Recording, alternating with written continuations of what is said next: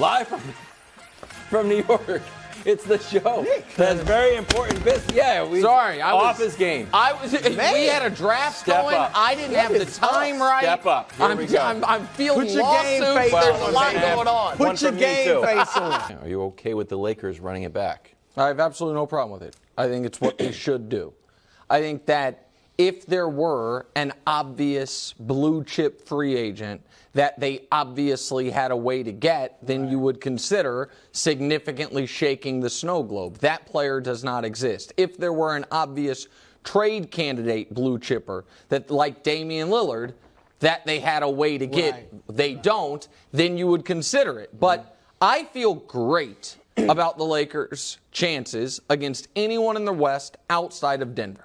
Right now, Denver, to me, clearly has earned the right to be considered the clear-cut favorites in the conference. But as we saw the year the Lakers were defending their title, and they were the clear-cut Vegas favorites in the conference at this point on the calendar, things change, injuries happen. Guys, the old Pat Riley disease of more, you don't know how that's going to affect a champion. And the other reason I feel good about the Lakers is you have the obvious aging super-duper star in LeBron, who has held off aging as best as anyone we've ever seen, but is still, you can't say, well, he's going to be better next year. But everyone else that played, you have a reason to believe they should be better.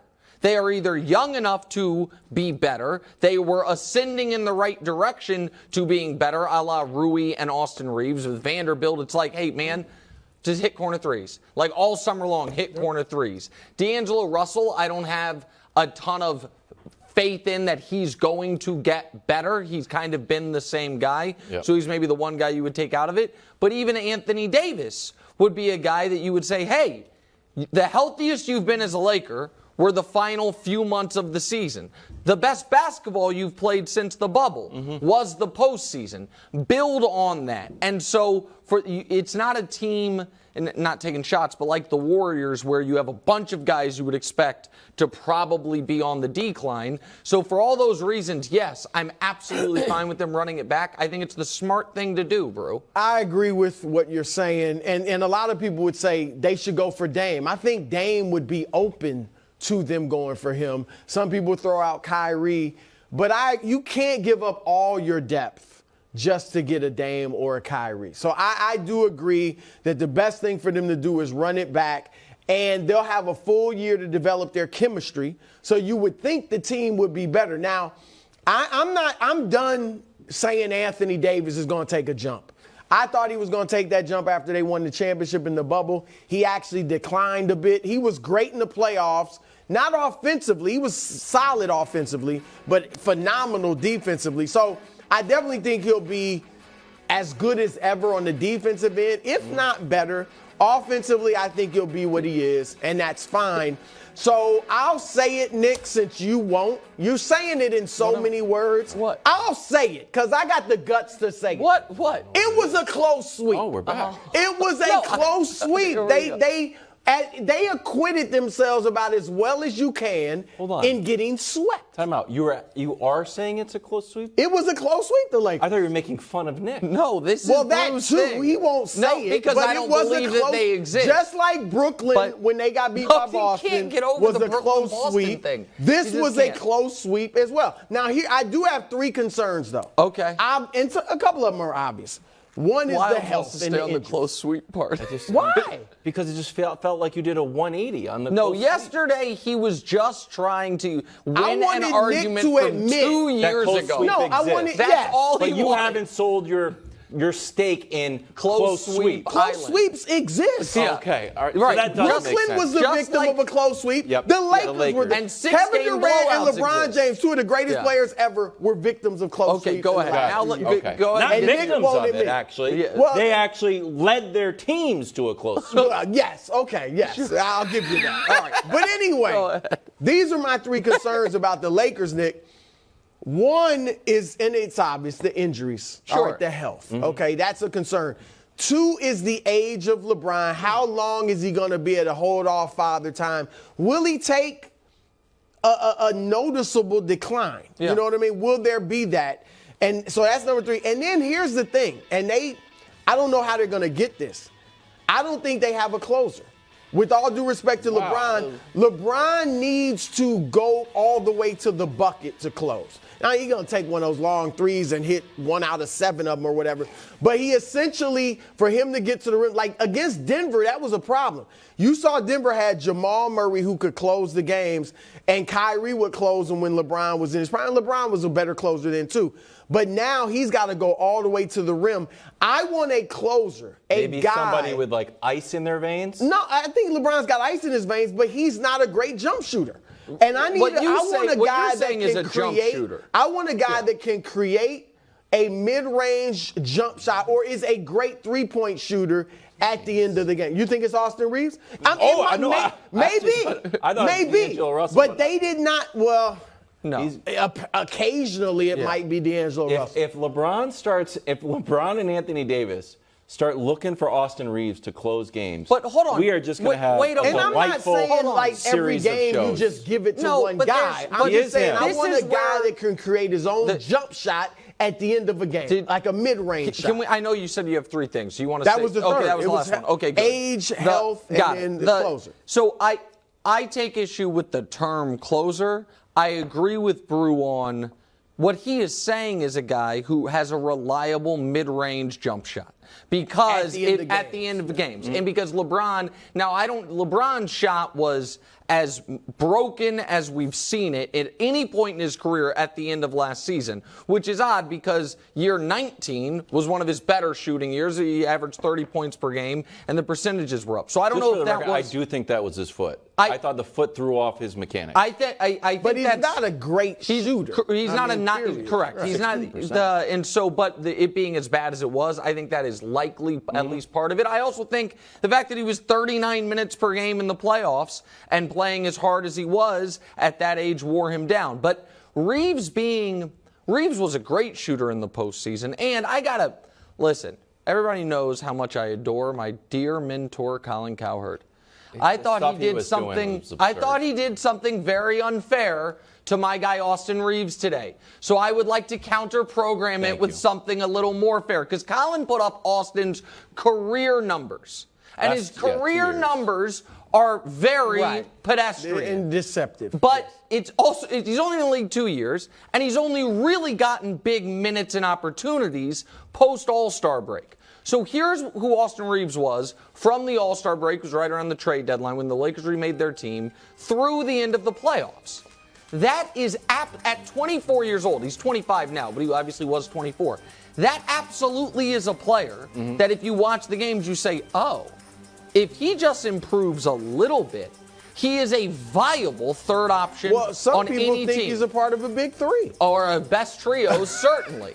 And so I think Austin is going to improve. I don't think he's going to take the type of jump we saw him take within the season, going from a 10-point-a-game guy to that, but he'll improve a bit. I also think Rui, another young guy, is the exact type of player who has always played their best basketball with LeBron.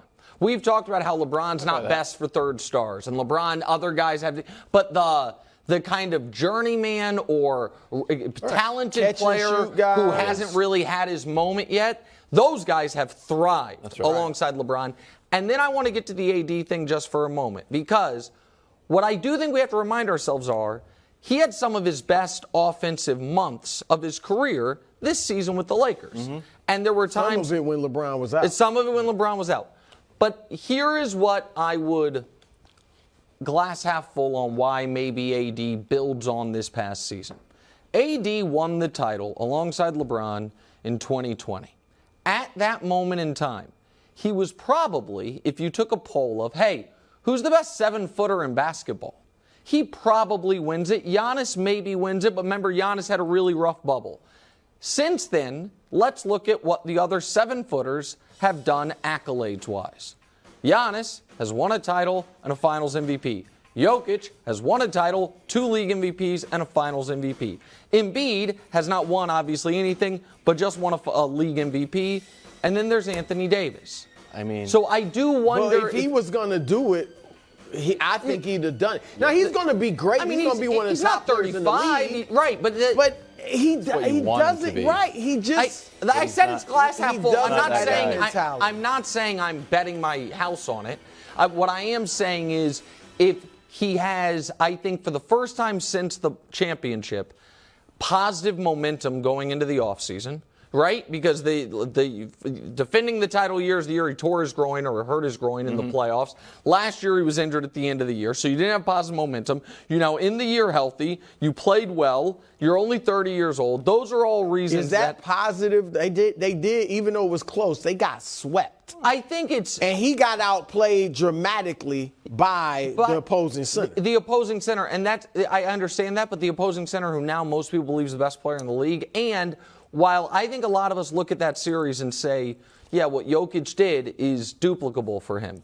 As good as we all think Jamal Murray is, Jamal Murray averaged 32 points per game in the Lakers series. If they were, I don't think he is a 30-point per game playoff guy. So if they were to meet again, do that in the series. He can. He just did it. We saw. I know he can. I'm saying if people are watching this saying, okay, if they meet again, what would be different? Yeah. Maybe what would be different is Jamal Murray averages 25 a game instead of 32 a game. And if that happens, maybe you have a different result. Maybe. Just for the record, here's what LeBron said after the close sweep. LeBron didn't call it a close sweep. It He just was. claimed he was Everybody gonna knows retire it instead. was. Me and AD were just talking in the locker room. We came to the consensus.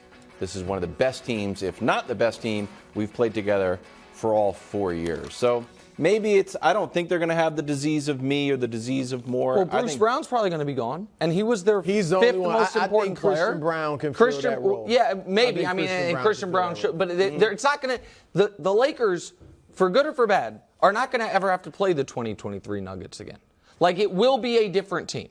And so could the Lakers, run it back and beat this past year's Nuggets? Clearly not. But they're not going to have to. It's going to be different. Every year it's different. Denver might. There's a reason to think Denver's better. Yeah. There's more reason to think, as much as I'd like the Lakers running it back, there's more reason to think Denver will be better than that the Lakers will be better. Now, and it's reasonable to say they won't repeat because it is difficult very to do. hard. So if you take them out, I agree. I like Phoenix. Yep. If the Clippers somehow were healthy, I'd like them. Bruce Clippers. Golden yeah, of course. State, You have the I still like them. Yeah. But the Lakers are right there with anybody else, and they're all right below Denver. Mark Medina reporting that LeBron not planning to advocate for any specific free agent signings or trades. I took this as a Kyrie report. Bruce, should LeBron be involved or more involved in the Lakers' offseason moves? Involved might be a tad strong. Okay. What do you He like should be instead? consulted for sure. He's the best player on the team. He's the most important player in the franchise. They should run everything by LeBron. Hey, LeBron, what do you think about this player? Where do you want to go? Where do you think we need help improving? Here's where we're thinking of going. What we want to go and get this guy. You like him in the locker room. That's right. With like that type of stuff. Mm-hmm. But LeBron doesn't get the final say. We just want to hear what you say. We'll consider it. And maybe his opinion sways us and changes our mind, but it's not like LeBron's going to come in and dictate what we're going to do. Rob Pelinka should have the final say, but certainly you should give him the respect and listen to him because he's obviously a smart basketball mind on what he thinks the direction should be. We are talking about it in regards to LeBron. You could replace LeBron with any of the 10 best players in the league, best player on their own team. Should Jason Tatum be involved in the Celtics offseason decisions on major moves? Of course. Should any of these guys be at least, was Joel Embiid consulted when Daryl Morey traded for James Harden? Yes. Do we think Jason Tatum found out that they were considering trading Marcus Smart the day of the trade? I don't think so. That one's a little weird because they actually tried to trade Brogdon first. Yeah. So maybe that one's a little different. But in general, and he's younger too. So he's 25. You know what I mean? There is a difference. This is we talk about LeBron as if he's a puppeteer on some of these moves. It is standard NBA procedure for the best players. Do you think Steph was given a heads up? Hey, you cool with bringing in CP3 and trade Jordan Poole? Of course he was. Mm-hmm. Now, should LeBron be running the offseason? No, particularly not this year when the Lakers' moves are very mechanical. It's like, do we pick up Malik Beasley's $16 million option just so we have a trade chip there? Like, that is literally what Rob Pelinka is there for. That is why you have a general manager try to finagle those things. So I don't think he should be, unless it's, hey, we see if you can get Dame to demand to come here for us. You know what I mean? For pennies on the dollar. Aside from that, I don't think LeBron's going to be very involved. Okay. Thanks for watching. Subscribe here to get more from the show and to check out clips from other shows on FS1.